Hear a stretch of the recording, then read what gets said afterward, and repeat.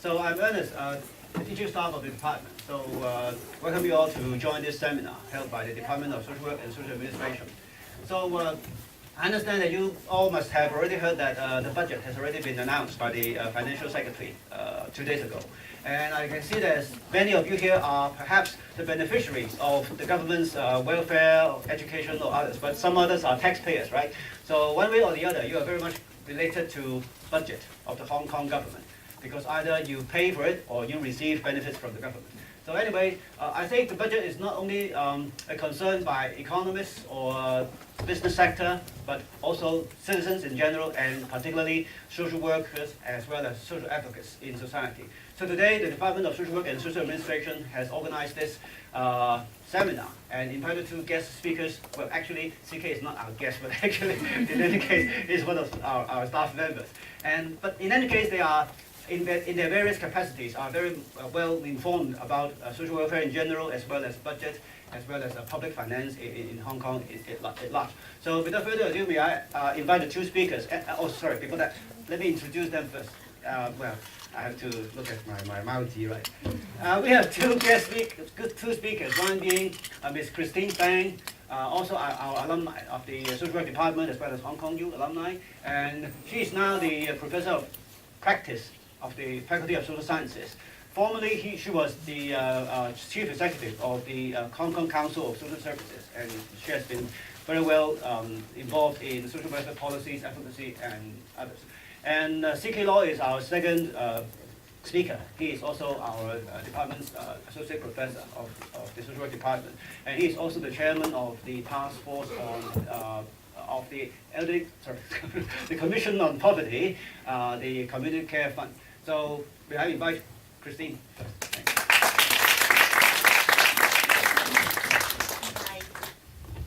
Hi.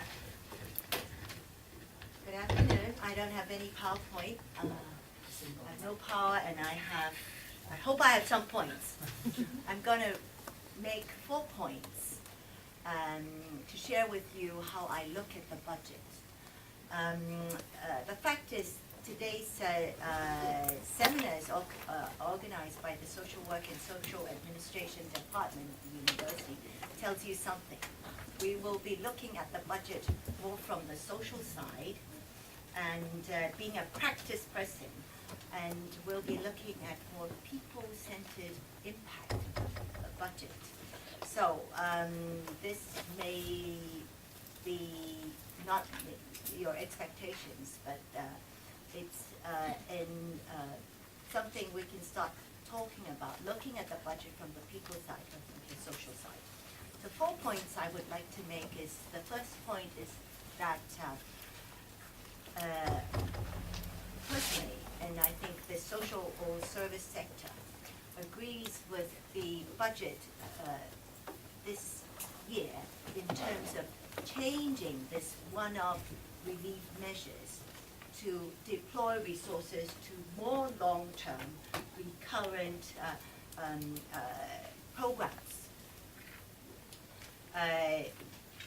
All our people has been expecting sweetness or one-off relief measures. It has been from the social sector. We look for more long-term commitments, long-term deployment of the government resources or public resources into social programs which this year's budget has highlighted. What do we see as more long-term investment in recurrent, like increasing the preschool vouchers, investing in preschool education, which is a long-term investment, extending transport fare concessions, that's long-term, and enhancing elderly healthcare vouchers. These are longer-term investment to improve livelihood, rather than one-off, an extra month rental subsidy, an extra month of CSSA payment, which gives something sweet for this year, but what happens next year. So one thing we see is a good and positive and responsible all change is from this one-off relief measures to the current resources commitment to improve livelihood. But even given this, given the financial secretary says that he has allocated an extra 23 billion to fulfill the 160 policy measures which the chief executive has announced last month. The additional 22 billion to recurrent and public expenditure. This year's public expenditure actually, in fact, decreased. The total public expenditure decreased from 430, is it billion? Billion to 411 billion. So, despite changing from one-off, cutting one-off relief to more recurrent long-term resources, the whole of public expenditure actually decreased. I mean, this is something that we have to note. Even this cry about overexpending and government putting too much money out now, and we have to live within the means of public revenue. Actually, despite the additional measures that the chief executive has announced and the additional payment to it, by cutting this or redirecting these one-off relief measures, the whole public expenditure has decreased. And here, if you can read it here, it has decreased by the nominal decrease is 5.7%. The real decrease is over 7%. So this is another point I want to make, is that the government has money to spend. And it's a right move to change from one-off relief measures to longer-term investment into preschool education, to subsidizing transport for people who are willing to work, to subsidizing health care with health vouchers to the elderly. This is not one-off. This is the difference between giving one-off payment and longer-term investment to improve livelihood. The second point is that the financial secretary has deliberately raised the concern in his concluding remarks that there's a worry from some people that Hong Kong will be moving towards welfareism. Are we spending too much on welfare? Are we? I give you two reply to that. The first reply is that being from the social service sector for so long and working in the council among all the services, one thing which we have been saying every year is that the service shortfall, the welfare service shortfall, the people who are waiting in queue for services is still very long. You must have heard that people waiting for nursing home. There are more people dying each year on the waiting list than getting into a nursing home. Presently, there are 6,000 people in the queue for nursing home, and on the average, they have to wait for 34 months, 3 years, almost 3 years. The government has been putting money. Even this year, we have 950 places planned or allocated money for. But still, the service shortfall is there. So the question goes back to, are we doing too much or overspending in view of people who need this service? There are people who cannot manage their lives without social services in Hong Kong. Elderly being one of them. Disabled people being the other group. For adult rehabilitation service for people with disability, there are almost 8,000 queuing up for service. For the severely disabled, that means they cannot manage eating, walking, doing all sorts of daily activities on their own. They are waiting for residential care. Guess how many years of service are they waiting? How many years do they have to wait before they can get into a residential care support service? How many years? Over 10 years. 2 years? Over 10 years. Over 10 years? Maybe In the average, 13 years. 13 years for a severely disabled person to get into a residential institution.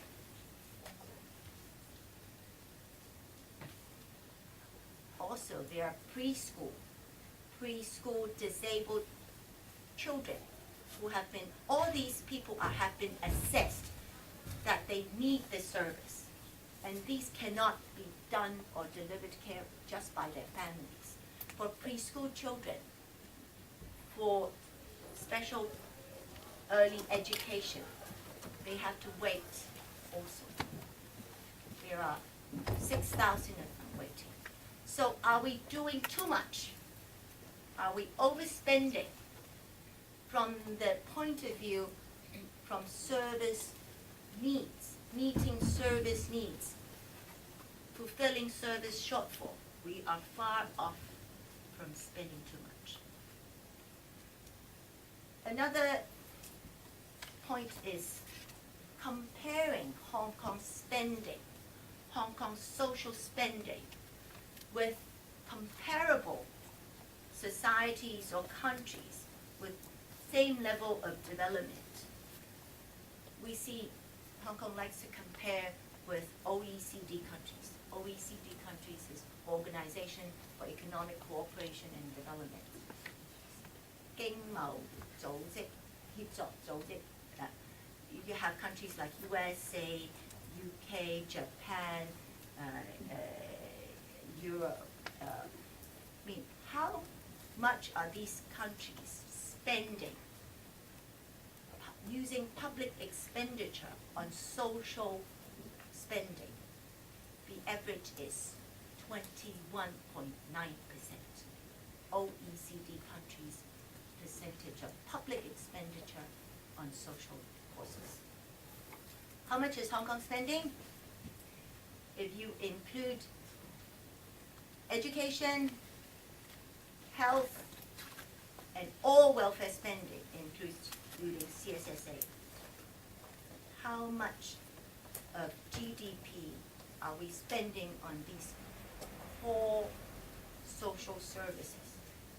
Yes?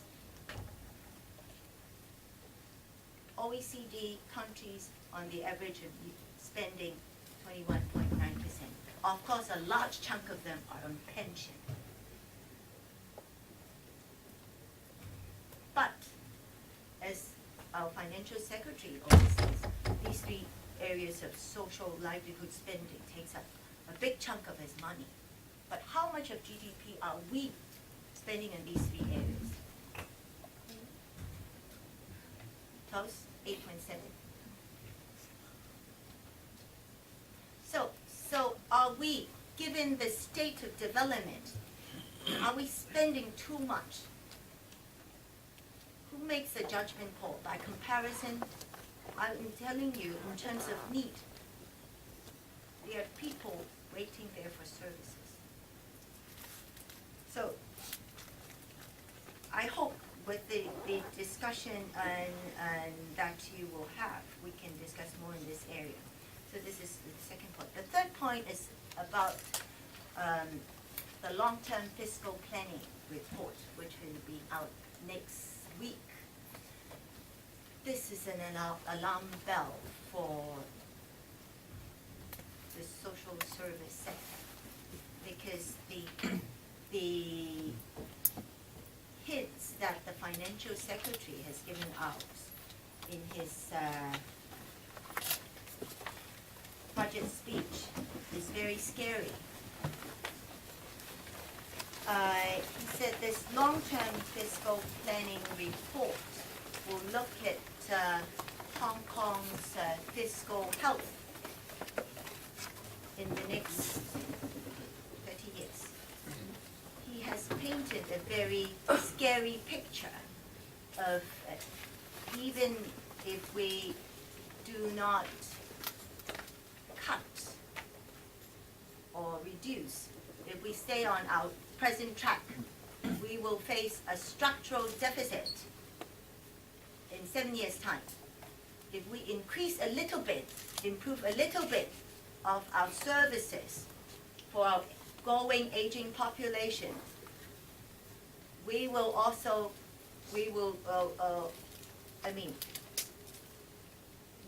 actually face a deficit within the next 7 to 15 years. If we do not cut, we'll keep steady for another 15 years. So this is really scary. Compared to what our financial secretary says in his concluding remarks, we should believe in opportunities and not fate. But he has given us a very fatalistic projection of doom if we don't control our expenditure. Well, one fact is true, it's that we are facing an aging population. But Hong Kong is not alone. Japan, everywhere. But how do people look at this issue? Definitely, an aging population, you need higher healthcare costs for the individual and the society as a whole. You have a lesser working population to generate income. This is a fact. But rather than scaring us and looking at the need to cut expenditure, I mean, is there a bolder way to solve the problem of finding resources for it, taking new steps to solve it, like when facing the issue of aging, the growing cost of long-term care? Many countries have looked into pooling resources, pooling risk in terms of social insurance. You may need to live in a residential home, maybe too far off from you, for 2 days. I may eventually live in a residential elderly home for 10 years. My father did. So the very fact of pooling risk and pooling resources, rather than having the individual and the individual families to do it, it's something that we can think about. The community has been calling for a universal pension protection scheme. Now we have an MPF, a mandatory provident fund scheme, but it has a lot of loopholes. The coverage issue, the cost of managing it and using the market system for it is in facing an aging society. Can we have more creative ways to build solidarity? Financial Secretary has used partnership, social partnership cross-generation, solidarity, paying as you go. Is there something that we can think of, rather than just thinking of cutting expenditure? We need to solve problems, that is for sure. But is cutting expenditure the only way? Give you an example. Singapore just also announced the budget speech. Their theme is opportunities for the future and assurance for the senior. They have put out a program called the Pioneer Generation Package. They respect the pioneer generation, pioneer in terms of senior, that has helped the country grow into a vibrant economy. They have agreed to allocate a portion of public resources to inject, to give them life CPF, to extend their premium. So, it's a sharing of resources, pooling of resources, and how do we tackle this? Another point on structural deficit. I mean, this scary picture of overexpending and living not within your means and spending and beyond your means, is there enough? I really hope when they announce the report next week, they give full account of revenue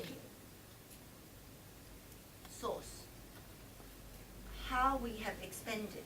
One discussion we had before, I was talking with CK, it's why do we have to tie in expenditure with GDP? Our revenue, actually, the revenue in the past 10 years have greatly increased, more than the GDP increased. This is one of the figures that SynergyNet has quoted from the census. Our GDP increase in the past 10 years is 45% or more. But our revenue, government revenue increased by 117%. So, if we're talking about balancing the budget, maybe the long-term fiscal planning report can also give account of the revenue. How do we calculate the revenue? A large chunk of it are unstable income, which they classify, selling of lands, investment income. Can we think of ways to increase revenue rather than just looking at cutting costs? As a business-based economy, I mean, all businessmen, they borrow money to make money. We're talking about infrastructure. You talk about there can be many ways of raising resources for infrastructure. Issuing bonds, partnership with private sector. So, I hope the discussion, as this financial secretary has said, the long-term fiscal planning report can be really scientific and objective. And do not make the assumption of cutting resources rather than developing or finding new revenue. So, this goes to the last point I would like to make is, what is the true test of a good budget? Our financial secretary has said, this year's budget, the theme or the goal is to increase Hong Kong's competitiveness. What is the point of increasing competitiveness? Is to make livelihood better. You can be a very rich place, but you can hear what Professor Nelson Chow has said, we are living in a new generation of poverty. The number of people who has low wage between 10,000 to 20,000 each month. You can read it from the newspaper for young people, young graduates from the university. Their salary has not increased. Their initial starting salary has not increased for the past 10 years.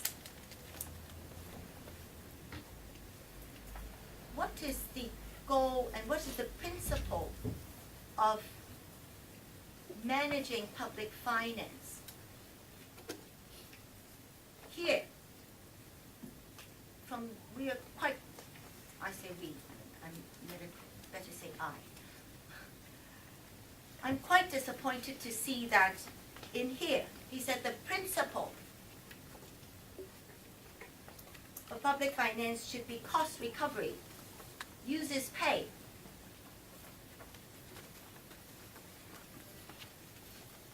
Just go up the Google, and Google see what the UK government budget speech, the White House government budget speech, even Singapore budget speech, what do they say is the goal of public finance?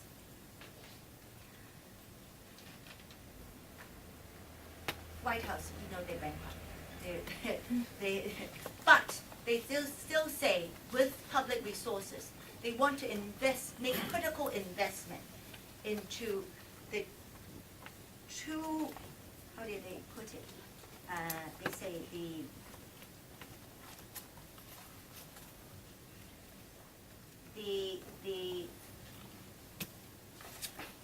critical investment into the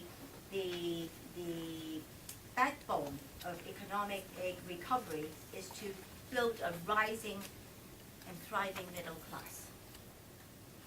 I mean, how they do it are measures. We have lots of measures, but the goal of it, in Singapore, I've told you, they said opportunities for the future and assurance to the senior. In the previous years, they said spending public resources to make Singapore a livable and endearing home. We have a livable society also in our budget speech this year from the Financial Secretary. But he only talks about improving air quality, waste treatment, water supply. How about raising wages, raising real income for the people? You have a from the financial budget speech in UK, is using public finance to build a fairer society. Redeployment of resources, correcting market failure, enhancing livelihood. One issue is our government, I'm not just saying the Financial Secretary, they do not see investing in social infrastructure. They talk about the future fund, but it's only for mega projects, capital infrastructure. It's investing in a healthy workforce, in stronger families, in more educated and motivated, aspirated young people, a better and more long-term sustainable infrastructure. Why is it let's talk about a future fund only designated for bridges, roads, and airports? Is social investment one of the goal or one of the objective of good test for public for budget? So this, I mean, we see criticism of the budget being not bold enough and wrongly focused. What is the role of government? What is the best use of public resources or public finance? How does it translate to improving livelihood? How does it translate into building a fairer society? In Singapore, concrete measures are like, they said higher tax for more expensive cars, higher property taxes for high-end residential properties or investment properties. Even Singapore have these measures to raise revenue as well as make the society more cohesive and fairer. Are we using the resources we have, public finances, to correct markets? They talk about raising wages, giving subsidy, raising minimum wage. The US budget said raising the minimum wage to $9 an hour in the budget speech. So, this goes back to an ideology issue and a value issue of how do we look at public finance and the role of government in the deployment of public finances to make livelihood better. So, I'm taking up all my time, and I hope these 4 points can have more discussions. Thank you. So we have taken a very critical look at the budget. So perhaps I'm not quite sure whether CK will provide another alternative look, but anyway, let us have CK.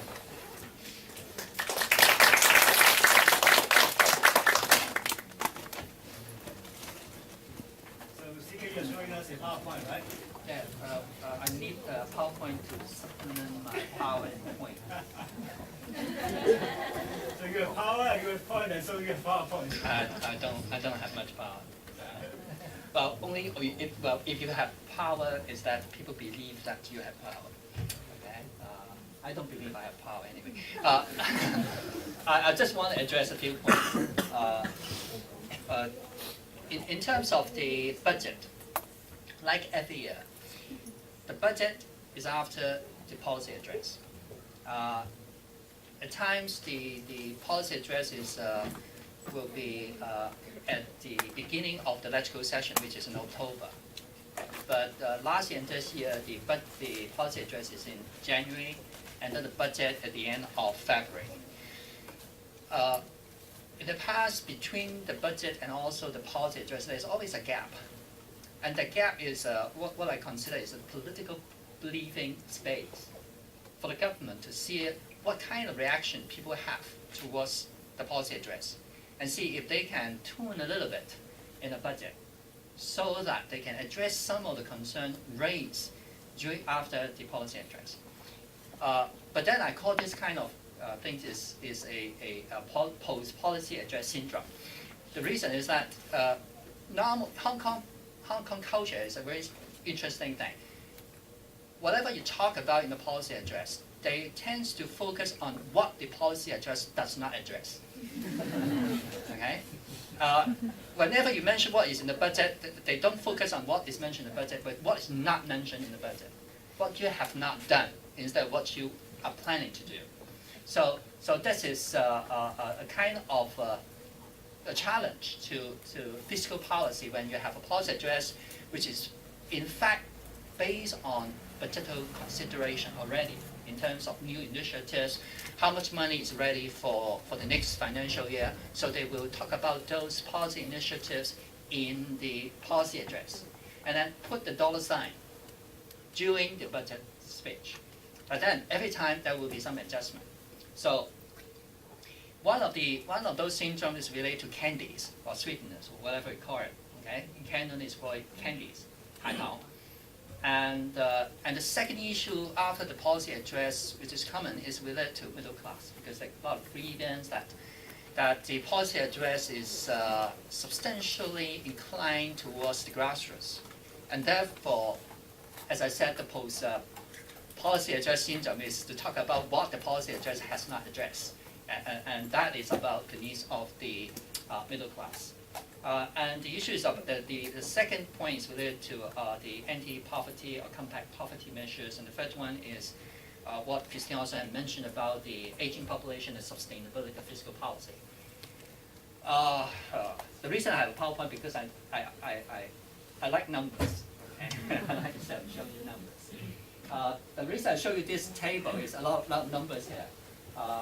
But whenever we look at fiscal policy, one of the most difficult part is most of us are not accountants. Okay? Basically, I don't think there's any accountant here in this room. And that whenever the government in the budget, when the financial secretary said in the budget speech said there will be $20 billion of sweeteners. But that 20 billion, in fact, are two types. One is a reduction in revenue, and the other type is actually handouts. Okay, that adds together is 20 billion.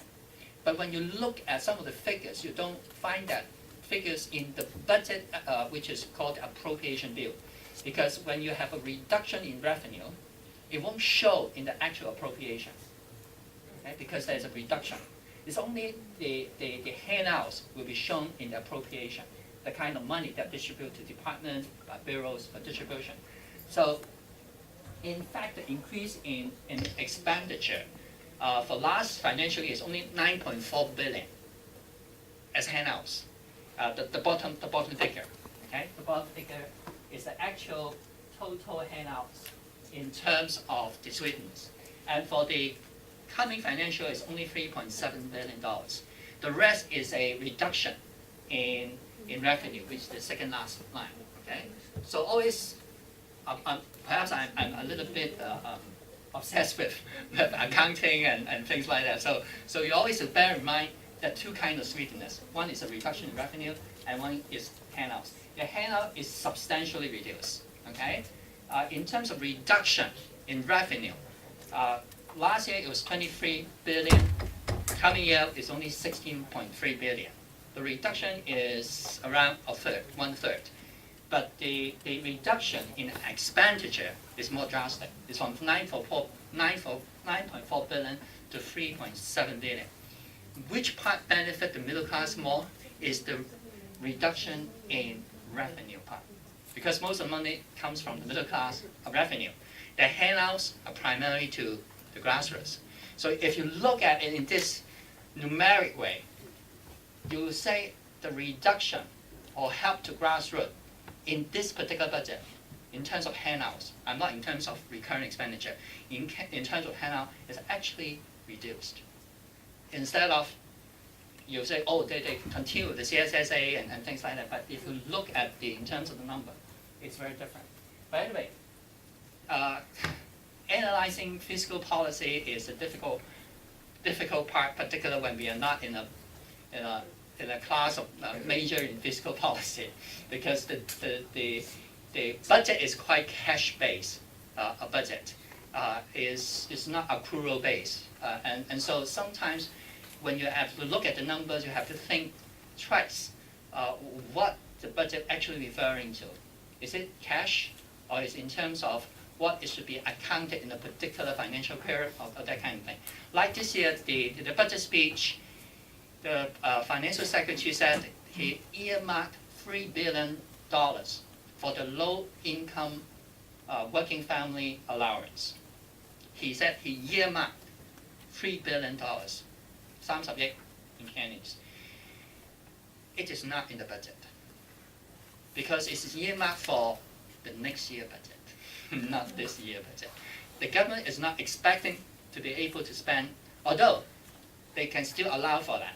Okay, but theoretically, it's not possible for a government to set up a team of over 100 people, over a few hundred people, with a new computer system, a new workflow for processing a new kind of allowance within 18 months. I said 18 months is already a very optimistic estimation for our government. Okay, a totally new system within 18 months will be a phenomenon, a record for this government.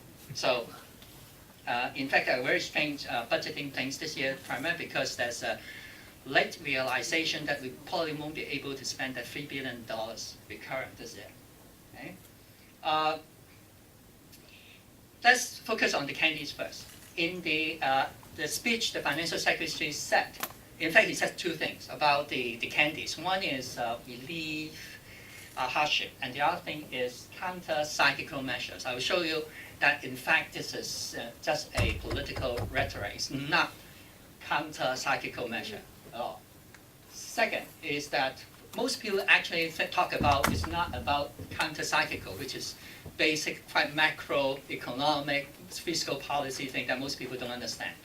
But what most people think about is the relief from the hardship that everybody feels, except for the very few percent higher middle class, like financial secretary himself, who he identified himself being a middle class. Except those few middle class, most people will feel the pressure, no matter it's because of the mortgage, because it's called the children, because they have to repay government loan, etc., etc. They always feel that kind of hardship. Okay, but some people will say that on the other side, probably, will say that financial secretary has to yield to the pressure coming from the various political parties and the media after the policy address. If you look at the comments, if you look back 1 year, at the comments of most of the political parties last year, after the budget, they're actually accusing the government is not doing anything long term. They're not saying that they shouldn't be doing the one-off thing, but they're saying that the government should be doing more long-term things. Now, because the government is trying to do more recurrent thing and also more planning into place, the reaction is saying that you are not doing one-off enough. After the policy address, most of the petitions by political parties is focusing on candies this round. It's very unlike their reaction immediately after the budget last year. But anyway, that's what the political parties and the media focus on, whether the government is going to trim down the candies. Well, the financial secretary said that the I mentioned this 3.5%, the midterm projection is very important. Whenever we talk about budgeting in the government, we have to think about the midterm, not the year-to-year kind of growth, because we have to have a stable development. Okay, so if you just look at 1 year, budget planning will be fluctuating from time to time, and that is not healthy at all as a fiscal policy. So we always have to bear in mind the medium-term projection. It was reduced from 4% last year to 3.5%, which basically means that the government is less optimistic. I say less optimistic instead of being pessimistic, because I still consider 3.5% as optimistic myself. Okay, I do not have the confidence that we'll be able to achieve 3.5% in real terms. In real terms, growth in GDP in the coming few years. I do think that 3.5% is quite optimistic. For the coming year, as Christine actually mentioned, about the operating expenditure and the total government expenditure, they both are reduced. For the operating expenditure, it's reduced by 4.1%, and for the total government expenditure, it's reduced by 5.7%, okay, as compared to last year. If you whenever you look at a budget, a fiscal policy, when there is a reduction in spending, this is not an expansion policy, it's a contraction policy. Okay? So, but in view of the last year, we only have slightly more than 2, close to 3% GDP growth. Theoretically, what the financial secretary articulate in the budget speech is that we should have a counter-cyclical measure, which is to induce more spending and therefore increase the GDP growth. But he actually reduced the total operating and the total government expenditure. This graph is in the budget speech, and it's an appendix. It's a good one. Although, again, as I said, because of these figures are cash-based, so these figures didn't tell you about the loss in revenue side and the increase in expenditure side. So the figures are quite confusing if you don't look into those figures in greater details. But the reason I show you this one is that I want you to first look at the first column, which is more than a year ago, 2012 to 2013. It is like this. This is the operating expenditure. Okay. Oops. Okay. It jumped to this part. Okay. It jumped all the way from 300 billion all the way to 338, which is more than 10%. That is the total operating. Okay. It drops this year. For statisticians, we like to look at trends, okay? Not year to year. We did dim the light. Okay, you can see that. Oops. Okay. It's easier, right? That was the previous year. This is the current year revised estimate. That's the budget. Okay, this is the revised estimate. And this one is the current budget for next year, the budget for the next year. Okay? It jumps very quickly for more than 10% in terms of the operating expenses, and it drops down to 325. Okay? There's several things that we have to note on this part. This is an unusual growth. Very unusual, that jump, okay? Because we do not expect anything like 10% growth in GDP of the current year, financial year. But the actual operating expense actually jumped very quickly. One major reason is the old age living allowance, okay? Which was announced 2 weeks after C.Y. Leung came into office, without due discussion within the government about the financial implication of the program. The estimation came out only after it announced the OH living allowance, which cost $6 billion. Year on, in fact, that year, the current financial, we actually spent over $8 billion on it. But the recurrent implication is around $6 billion. And there are other reasons that this one jumped so quickly, okay? The jump that quickly. This is quite usual, I should say, but if you simply compare year-to-year figures, this is a drop, okay? If you look at trend, this is sort of normal, okay? But if you compare to last year, in terms of the impact that the government had made last year in terms of its fiscal spending on the economy, and yet we only have 2.9% GDP growth in real terms. Basically, if we contract, theoretically, our growth will never exceed 3% unless the global economy picks up faster. But risks are all out there, okay? So we don't know actually what happened this year. So the other thing that we have to note at this particular graph is about the change of the color. Is this kind, okay? This is one of things. This is the black one is the recurrent. You can see the major jump is in recurrent. And this one-off thing has shrunk very substantially. Well, the one-off things include injections into the Samaritan Fund, injections into the Community Care Fund. But that take away $25 billion already. This is the problem. We're looking at the budget from cash terms because we don't spend the $10 billion injection in Samaritan Fund, which for the safe, for the medicine, for equipment, medical equipment, etc. We don't spend that in a year time. Probably that $10 billion will probably spend 10 to 15 years to probably spend that injection, and similarly for the community care fund. But anyway, the major difference this year as compared to last year's budget is that we shrink that one-off thing very substantially, and yet we have increased the recurrent substantially. The misleading part of all analysis is that if you're simply looking at recurrent expenditure, if you simply draw a straight line, okay, take away this column, put this column this way, and then you draw a line this way, it will be well over the graph within 7 years' time. That is the projection. Okay? That is the projection. If you simply based on this kind of recurrent. But one of the problems last year is because we have a sort of windfall surplus. So the government need to distribute money one-off.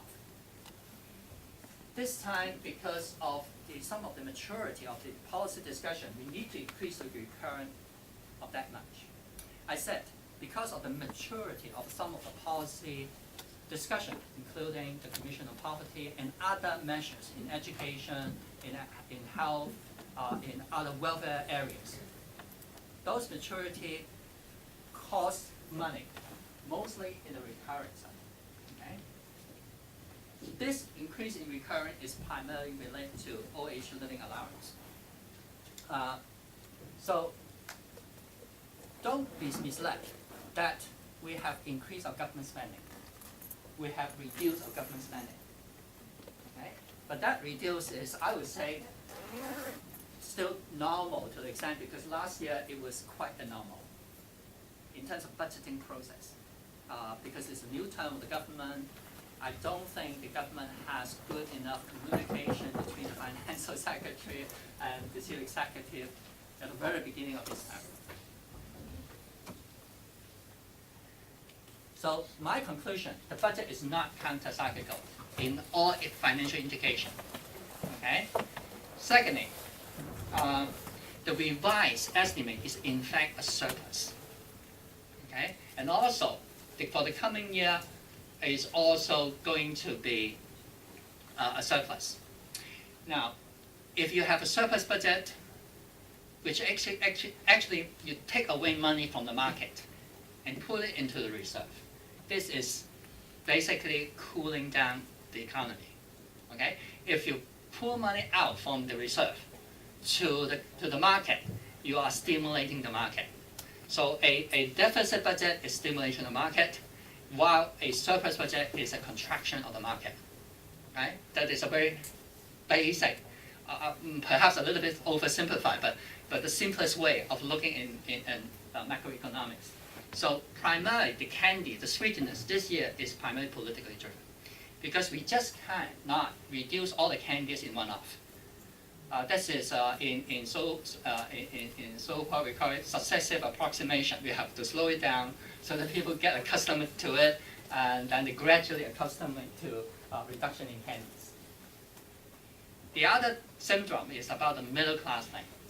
If you remember, Siu-I Leung, when he answered phone calls after his policy address about why in his policy address he has not addressed the concerns of the middle class, he said, because he said, I think the middle class need better education for the children. They want better clean air, a better living environment. They don't really need handouts. Okay? Yes or no? Okay? Everybody loves some candies. Okay? Unless the dentist say that you don't eat any candies anymore. Otherwise, people like candies, chocolate, whatever.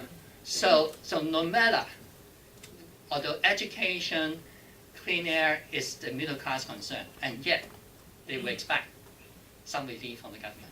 Okay?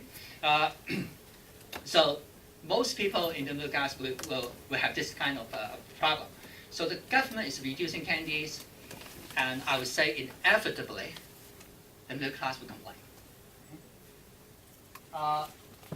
Quickly move into the anti-poverty measures. I listened to the policy, the budget speech, and it's basically nothing new. Okay, everything described in the budget is described in the policy address, except for some welfare programs, which are not particularly target on poverty, but there are welfare programs which I haven't heard from, or didn't even read it from the policy address, policy agenda. There are a few measures like giving more money to social center for the elderly, to upgrade them into a neighborhood elderly center, that sort of thing. The 3 billion for the low-income working family allowance is not likely to deliver, as I said. And if you are going to do that, $3 billion, I'd just like to contrast to you, 3 billion for the low-income working family allowance. We call it LIFA in the future. Okay, LIFA in short, without the W. It's what we call it LIFA. Well, you call it LIFA, or LIFA is too much like LIFA, but so I call it LIFA. LIFA is only $3 billion. Our CSSA Comprehensive Social Security Assistance Program costs $21.6 billion. $3 billion in that allowance. The LIFA program is only a very small one. Okay, don't ever think that $3 billion is a lot of money to us. We probably won't be able to earn it 10 lives in 10 lives in our possible future, and yet it's a very small part in the public spending terms. Okay, because we spend CSSA 21.6 billion. We spend all the different kind of textbook allowance, grants for students, etc. We spend $6 billion. Okay, so $3 billion in the LIFA program. Always bear in mind, it's only a very small step. Aging population and the future projection. We'll be able to see it next week. Frankly speaking, I am not particularly surprised by the figures, but just to reiterate, okay? The basic parameters of that analysis is that the government revenue increased by 4.5% per year, which is, to me, too optimistic. For any mature economy like Hong Kong, anything like 2 to 3% GDP growth is already very good. Although we have a growing neighbor, the mainland, and yet we expect in 10 to 20 years' time, they will slow down to almost like the Europe and countries like that. And probably Shenzhen will overpass Hong Kong within 10 to 15 years. So somehow in the longer run, 4.5% a year is over-optimistic, I would say. The three scenarios of the being mentioned in the budget speech is, I think we only have to take a look A and C instead of B. B is just a middle between A and C. A is expecting growth. Some media report that the government is planning to cut. That's wrong. The projection is government is going to expand according to the population. Population size, there are two factors in all estimation. One is the population size and the other is the elderly population size, which is a crucial part in the health and welfare program. Okay? For the population, it's related to education, particularly young population. But you expect a fluctuation in education program because of what I consider as a roller coaster fluctuation in our youth population in the coming 20 years. Okay? Scenario A is that the expansion will grow with the population, particularly elderly population, with no enhancement. Okay? No enhancement, which is, in simplest term, it will be like the spending per capita remain the same for the elderly. But we have an increasing elderly population. So the spending will keep on increase. And that's why the growth, even for scenario A, the growth is like 5.1% as compared to only 4.5, which I consider as optimistic estimation of the government revenue. Okay? The scenario C is the enhancement as in the recent years, okay? In the past trend. But this past trend is in fact the most difficult part whenever we talk about welfare expenditure. This is let's give you a simple lesson in arithmetic, okay? When we spend nothing on welfare, then next year we start spending $1 in welfare. What is the percentage of increase? Infinity. 1/0 is infinity. Now, let's say we have $1 now this year. Last year is 0. Now this year is $1. And next year we're going to spend $2. What is the percentage increase? 100%. Next year we spend another $1. It will be 50, 33, 25, 16, so forth. Okay?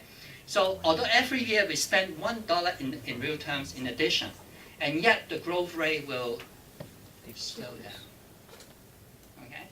So using rate of change as a parameter of estimation has a particular problem whenever you start with numbers which start very small.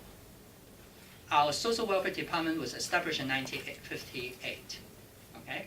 So if you simply look at the past 50 years, 60 years, no matter how long horizon, welfare spending, health spending, even education per capita has been drastically increased. Because prior to the 50s, we spent hardly anything there. Okay? So whenever we use growth rate as a parameter of estimation, that is the caution that we have to make in all kind of projection. Okay? Bear in mind this arithmetical progression, 0, 1, 2, 3, 4, 5, and you understand how to understand growth, percentage growth, etc. Okay? That is the difficult part in projection, because the past history extremely low, unreasonably low? Or what is the reason behind the low level of spending in the older years? And that's the problem. But I would say, if I use a similar set of parameters that usually that statisticians or economists will use, I will probably arrive at similar projection. I will arrive at the same set of projection. What I'm saying is that those projections will be normally acceptable for most statisticians and economists. I haven't seen those, although I've been discussing with some of the members and also the financial secretary on this one. But I do find, my initial discussion with the financial secretary, I do find the parameters seems reasonable. Okay? But with the caution I've just made to you, depend on whenever you use growth rate as the basis of projection, we have to be cautious about the base of spending. Well, to me, before the budget speech, I was a little bit worried that it will be more dramatic. My personal feeling, listen to what he said, to me is no surprise. Okay? If I'm going to tell you 20 years ago, if I'm using the same methodology, it will be even far more frightening. Okay? Because of our aging population. This year projection is already much better if you use the same methodology 20 years ago. Okay? What it really means is a warning. The tone, I mean what financial secretary said in open, in the media, in radio programs, his tone. To me, I do find, unlike Christine, I do find him to be reasonably tuning down the amount of threat of those figures may appeal to people. Okay? It's just saying that this is a warning sign, okay? If we are not doing anything. But are we going to do nothing? Definitely, we will be doing more on welfare at the same time. But on the other hand, there are still things, okay? I would say I have no debate on the projections and estimations, so to speak. Well, even if I'm going to read those figures. Because when I talk to the financial secretary, because when I read some of the other his working group's members' publication, I was a little bit frightened because I said they are using figures which are quite erroneous.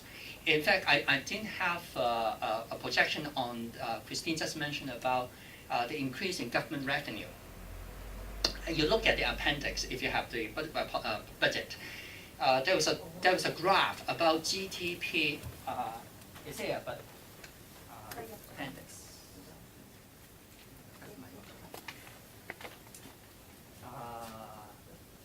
I don't think we can project this one.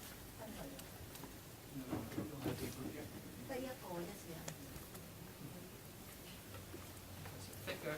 Well, there is a figure. This is a figure you have to look at. Okay. In all kind of analysis, we have to look at the graph. Okay.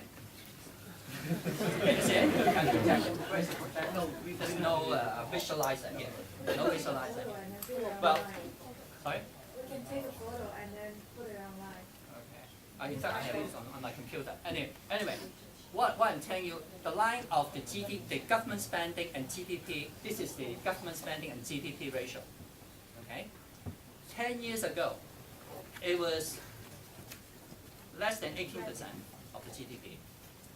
Right now it's 19.8. Last year it's like 20%. Okay? So whenever you draw a graph, you join 2 points. Okay? One point is particularly low, and you draw a line. That projection is always frightening and misleading, no matter which kind of line you join. Because 2004, the government spending relative to GDP is less than 18%. And so no matter whenever we do any macroeconomic projection, always bear in mind, use at least 30 years of data to do any kind of reasonable regression. Well, there's a technical statistical term, to analyze economic cycles. Because if it's just 10 years, arbitrary. Francis Lui actually used two particular years which are very low, 1997 and 2007, and used those lowest point in our spending relative to GDP, and then project in the future. It will be well out of the graph. Okay?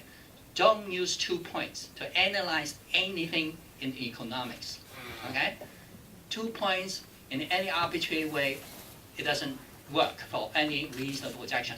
We need a 30-year regression, okay? A smoothing graph to do any reasonable projection. My understanding of government is going to use 30 years basis of data for that projection, which to me is more acceptable for any other analysis, because you can arbitrarily choose whatever year in order to give the result you want to say. Okay? 2 point is never a reasonable analysis for all macroeconomic analysis. The implication of that analysis of the working group to be announced a few days' time is that we have to do something soon. Okay? To streamline some of the policies. Tax, tax base.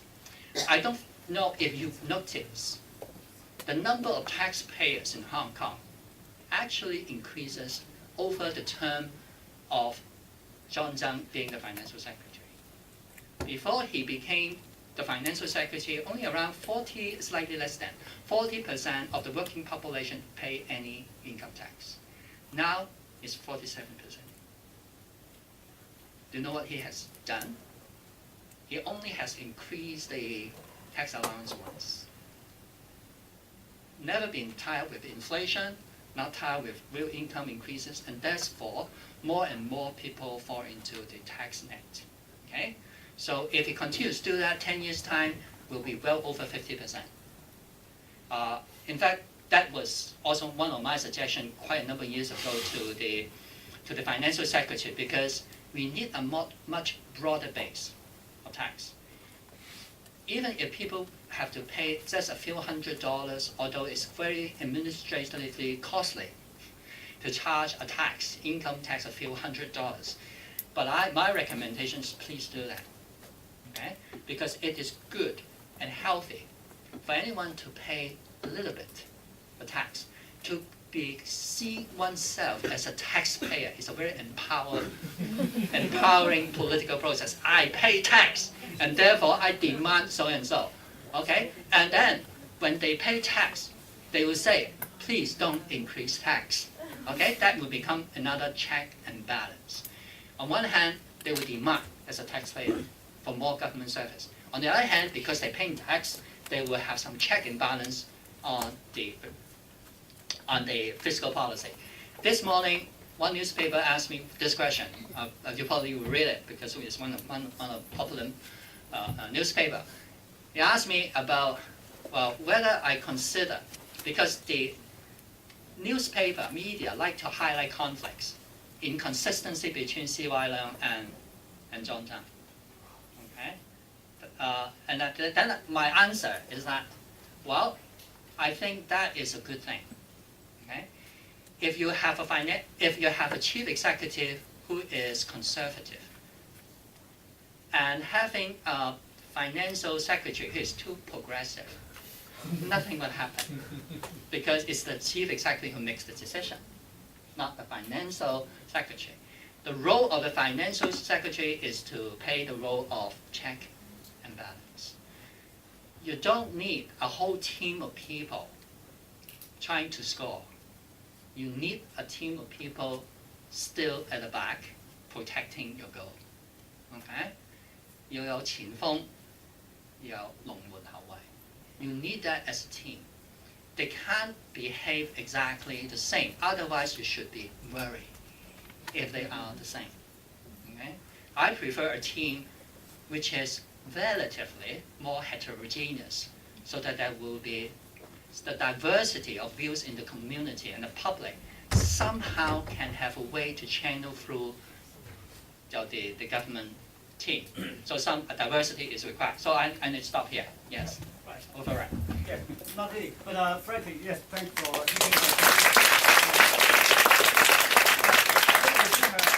time, so we can have some questions from the floor. Especially first, well, Siki, could you please turn on the light first? I think they want to see your face, right?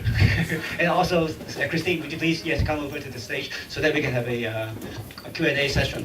So I must confess that I'm not a statistician and not an economist, so I'm afraid I cannot fully understand many of the figures. But I can share with you a secret. CK is having an IQ score of 160, so that's why he knows many of those figures and by heart or something. But anyway, let us have some sort of Q&A from the floor about the terms, about the expectations, about the projection and whatsoever.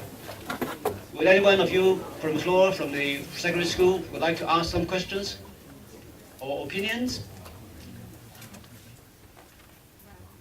Or any 妹? 中文都得喎, okay. Christine is so kind to allow for a Cantonese speaking kind of question. 中文都得, bilingual. 普通话也可以啊。我们在这里有一些国内的同学，所以我基本上他们也可以讲英语。OK， 廣東話、英文、普通話都得。我問得唔得啊？CK 做妹啦，純粹做妹嘅啫。OK，佢就係講咗好多 term 㗎，咩叫做 recurrent expenditure 啊、total expenditure 啊、有 estimate expenditure。我諗啲同學仔，我唔知你有冇讀 econ 啦，我冇乜嘅啫。咁佢係有嘅，咁不如少少基本嘅解釋得唔得？有乜分別啫？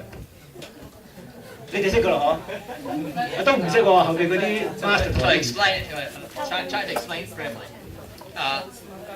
The government basically the two levels. One level we firstly divide into the accounts into operating and non-operating. Non-operating is primarily capital. Okay, you can actually substitute the term non-operating as capital. Operating, the financial discipline of the Hong Kong SL government is that we will use non-operating revenue, income, okay, revenue, to finance 非經營收入。 the non-operating spending of the government, like infrastructure, that sort of thing. While you use the operating revenue, which are primarily tax, various types of tax, excluding land sale premium. The land sale premium belongs to the non-operating. Okay? So the operating revenue and the operating expenditure should be in line. That is the current financial discipline. Within the operating revenue, there's one component which is called recurrent. Recurrent means you're expecting them to be incurred year after year.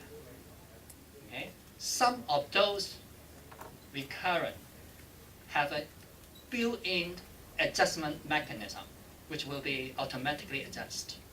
Some of the recurrent doesn't have that mechanism of automatic adjustment. They will rely on policy-driven initiatives to adjust them. Okay? So recurrent have also two different types of recurrent expenditure. There is a rapid expansion in recurrent, but a slowing down in operating. 我做完會啦，到你哋啦。Yes, keyboard. Sorry. Alex, sorry. Going to ask is Cantonese because we follow can understand. 緊要啦，小偉。我想問咧，即係 financial secretary 莊任有冇講過任何關於長遠香港嘅經濟發展藍圖？即係似乎有好多係，即係佢有講過話一個未來城市嘅計劃啦。咁但係佢好似冇講關於邊一類嘅產業係，即係香港係可以持續發展或者係叫獲得優勢，去同中國其他而家發展嘅城市即係做競爭。He did not mention in this particular budget speech, but I would say existing government policies, stemming all the way from Donald Trump as the chief executive. If you probably may remember, he talked about 6 pillars of our industries and trying to strengthen them. And it has always been the current policy. CY at one very important dimension, which is strengthening the connection between Hong Kong and the mainland to make full use of, or you can say, to leverage on the economic development in the mainland. But I don't think this currently. I see the financial secretary right now as more treasurer rather than a financial secretary. I think he is a gatekeeper more than a policy driver in this particular political context. I agree with CK. I mean, this is disappointment. I mean, even these 6 industries are no longer mentioned. We only mentioned the 4大支柱：金融、物流、旅遊同埋專業服務。He has a few paragraphs on each of this, but it's not envisioning the future. What is competitiveness, increasing competitiveness in these 4 areas? What are the challenges? I mean, placing Hong Kong in the global race. He mentioned manpower is a problem, land supply is a problem, aging is a problem. But in how to use public finance to increase productivity, because we have less people now. How to increase productivity in terms of introducing high technology, innovation. It's not related into the roadmap for the future. I mean, we don't see that in the policy address neither. So that's why, I mean, it's understandable from the business sector that you only see that there are programs for the poor, there are programs for social spending, but this lack of direction in terms of economic development.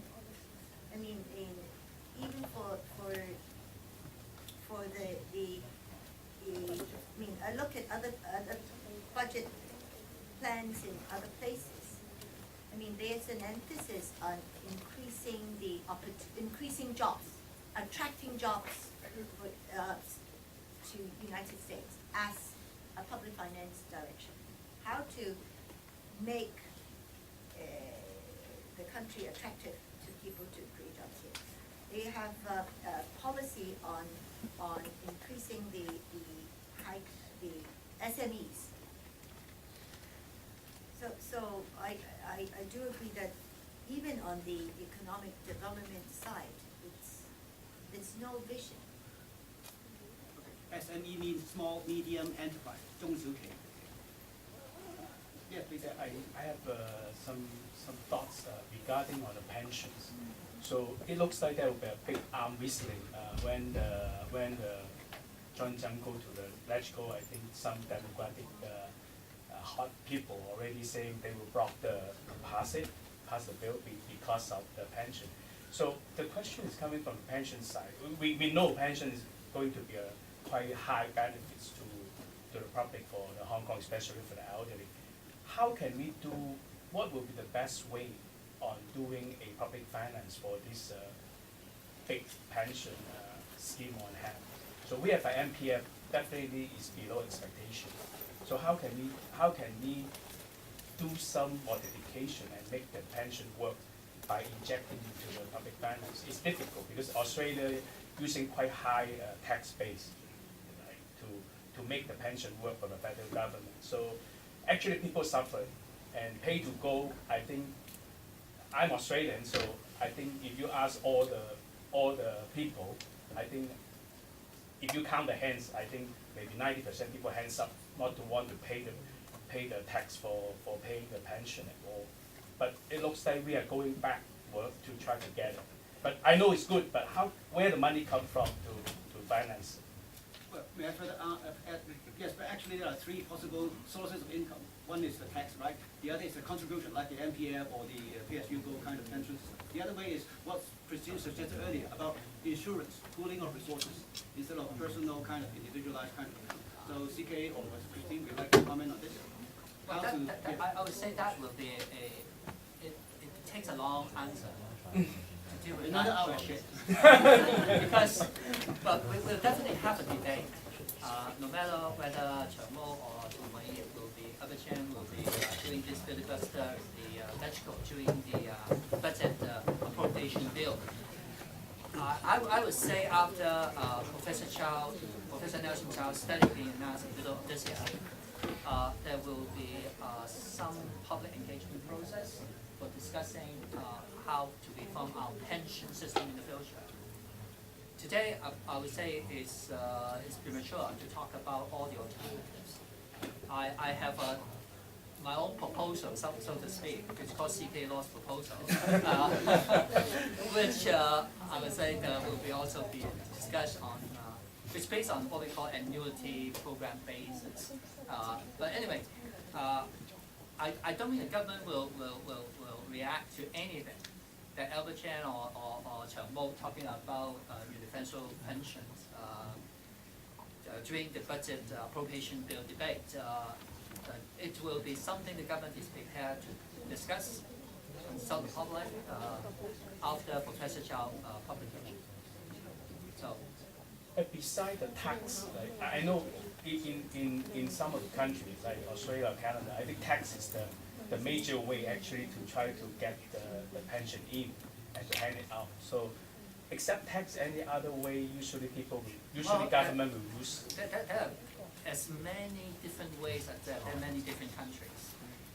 But if you broadly divide, you will primarily, Ernest just mentioned, either by tax, contribution. Pensions are defined benefit. So most of them, most countries have a pay-as-you-go system. But when you mention Australia, Australian system is very different from the pension system around the world. In fact, it's quite unique. In fact, it's called a pension, but it's basically a targeted pension. Okay, most people rely on the superannuation, and instead of the so-called targeted pension, which primarily very much like what we have spent in our CSSA system for the old people. We call it social security assistance rather than call it a pension. In fact, we can take that out from the CSSA system and call it a pension like Australia did. And call it a pension, but then bracket targeted pension. But that is a totally different story. I would say there's so many different ways, but I have to say, across the globe, there are multiple ways of pillars to deal with the retirement issue. You pay as you go, universal pension system is one. Kind of defined contribution, like provident fund is another. The trend in the past 2 decades, or almost like 3 decades, is to strengthen the link on defined contribution, which is also can be described as an individual account.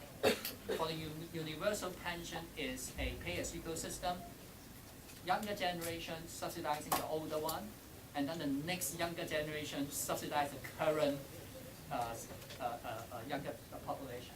So that is a universal pension scheme. But most countries move towards the direction and strengthen both legs, so that instead of just relying on a universal pension, they have also what we call the individual account kind of defined contributions. I'm sorry, this would be a very lengthy answer. Because of the time, so I will just allow for 2 more questions. Okay, one from Laura. The other one. Who is the other one? Okay. Yes, good. Having the future young cohort. Okay. Laura first. To contribute to pension. to support that's right. Sorry, Laura. Regarding the expenditure, public expenditure on the social service, Christine 咧就講咗2個 criteria。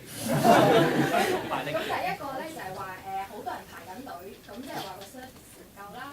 咁但係有一個理論咧就叫做 iceberg theory， 即係話你就算你俾幾多啊，都有人排隊㗎啦，係咪？咁你同埋第二個咧就 criteria 就話compared to OECD country 咧，我哋香港咧就會個 percentage 會細啲啦。咁其實每個政府都會有佢嘅理念啊同埋邏輯㗎啦。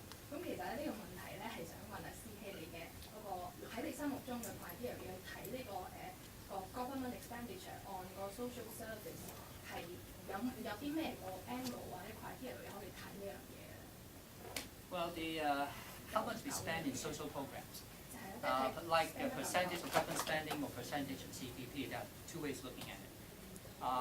But you also have to look at it in a sort of called historical background.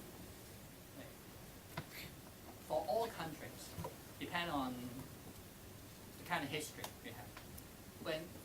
Whenever a country starts spending money on welfare programs, they will start from zero. Okay, they start nothing. So, but they will have to spend on military. They have to spend on policing, which without welfare program, and definitely need more police.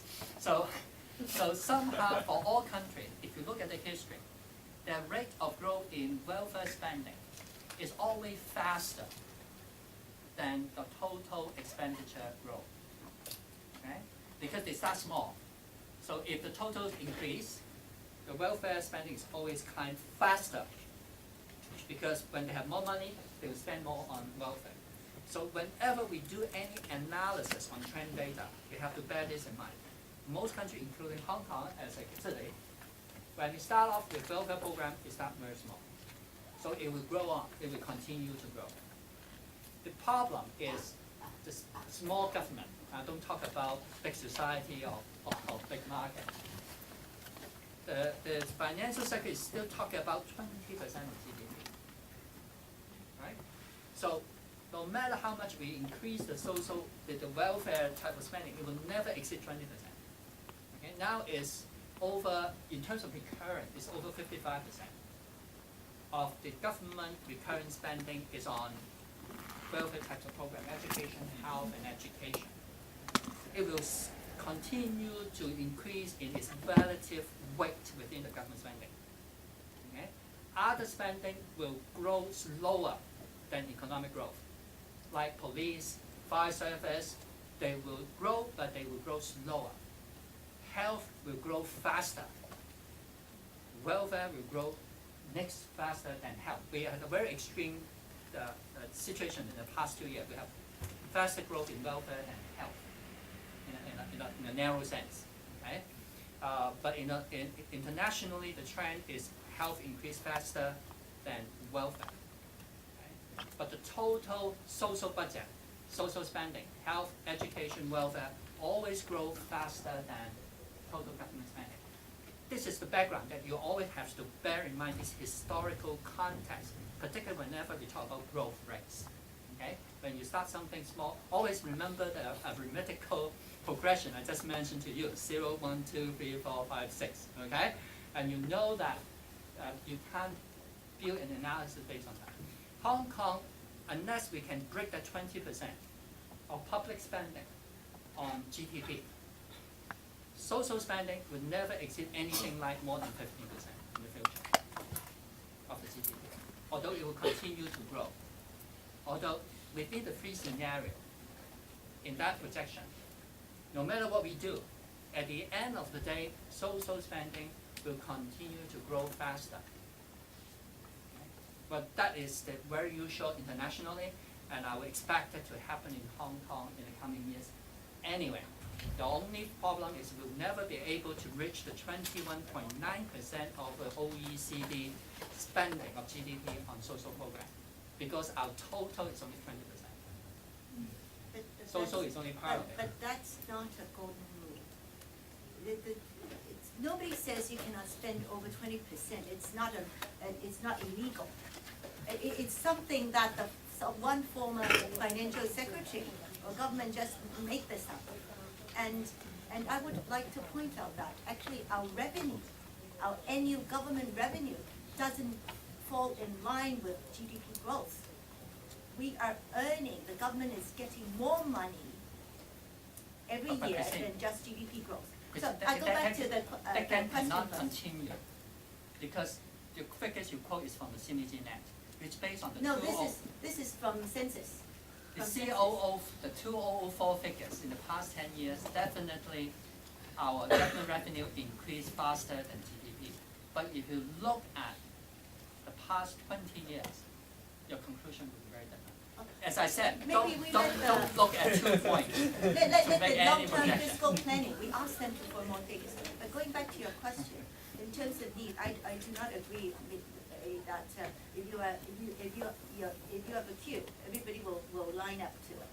I mean, when I mentioned the service shortfall, these are people who have been assessed that they need services, that they cannot manage their lives without these public services. So it's not that like, you're queuing up for the restaurant, you see, that restaurant have a longer queue, maybe they serve better food, then I go queue up for it. It's when I said service shortfall, it's a certified or assessed need, which is there and it's not fulfilled. So the second thing is there a magic figure for how much you should spend for social purposes? No, there's not magic figure. I quoted OECD figures for reference. As I said, social expenditure for social causes is a reflection of whether society cares for its people, whether they see investing in education, in better health for the people, in personal social service is a social investment.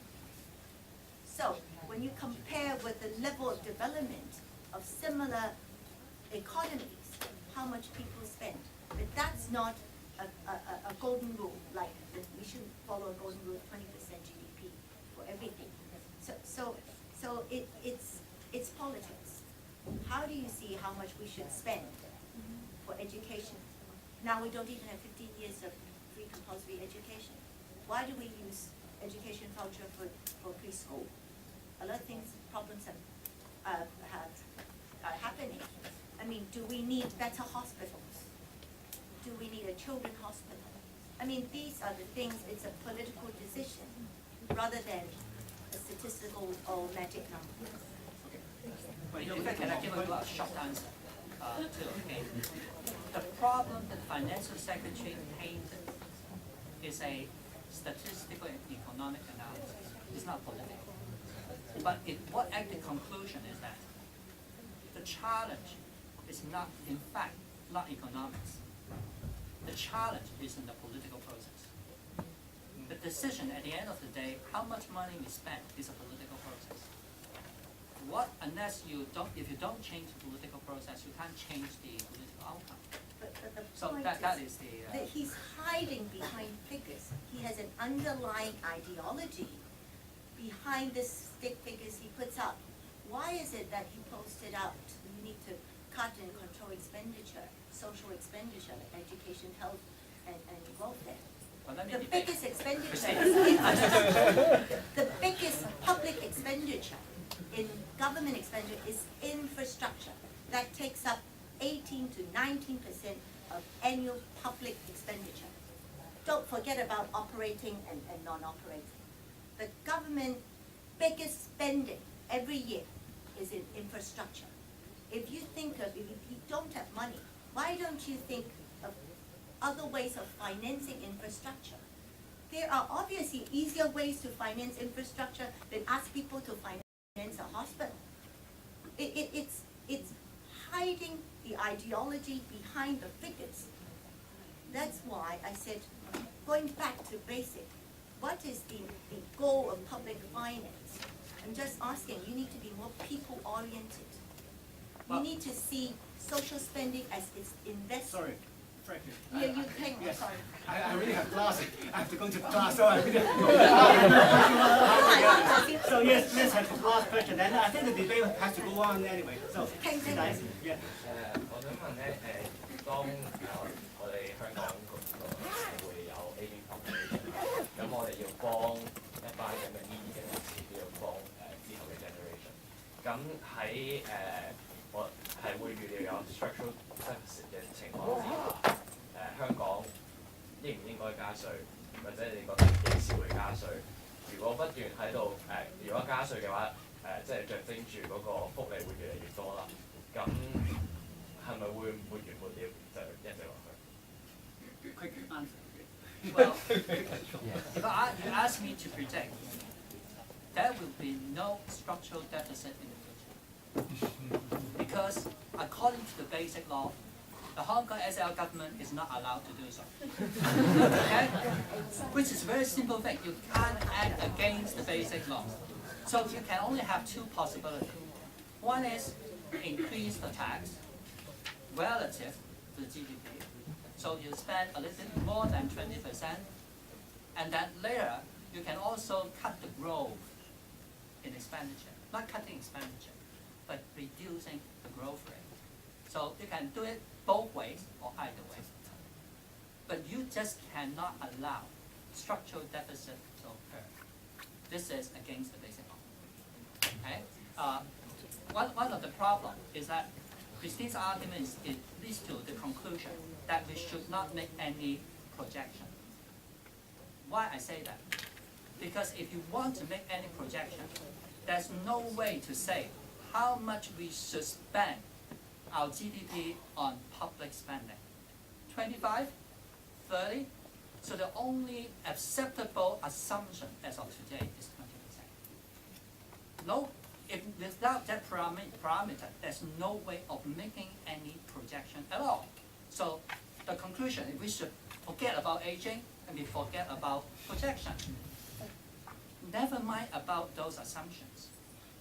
We definitely, I believe, 10 years, 20 years down the road, we'll be spending far more than 20% of our GDP in public spending with the blessing of the public.